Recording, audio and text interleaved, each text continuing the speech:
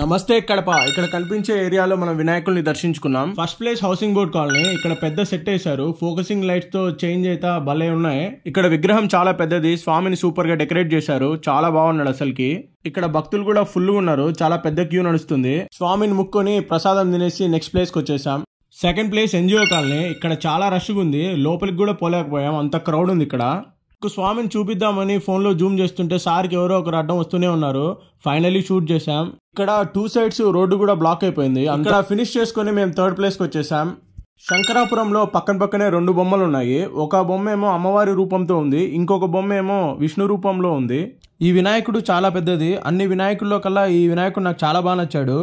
అందుకే మీకోసం ఫొటోస్ కూడా పెట్టాను చూడండి, చాలా బాగున్నాడు అసలు. ఫోర్త్ ప్లేస్ వచ్చేసి రాజారెడ్డి స్ట్రీట్. ఇక్కడ డెకరేషన్ ఉంది భయ, నెక్స్ట్ లెవెల్. శివుడికి పాలాభిషేకం చేస్తూ ఒకటి పెట్టారు. చూడడానికి చాలా అట్రాక్టివ్ గా ఉంది. మండపంని 3 గోపురాలతో సెట్టింగ్ చేశారు. లోపల మండపం పైన లైట్స్ తో దేవుణ్ణి చూస్తుంటే ఆ ఫీల్ నెక్స్ట్ లెవెల్లో ఉంది బ్రో.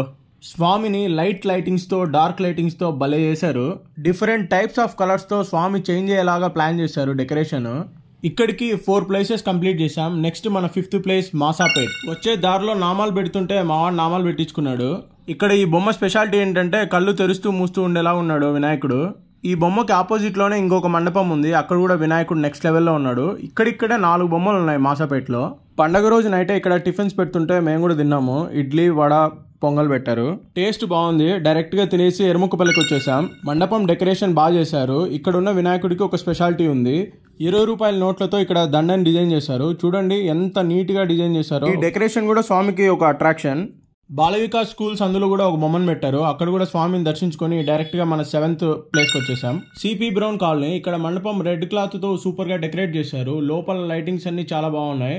ఇక్కడ స్పెషల్ అట్రాక్షన్ చిన్న రామ మందిరం సెట్ వేశారు. అదైతే నెక్స్ట్ లెవెల్లో ఉంది.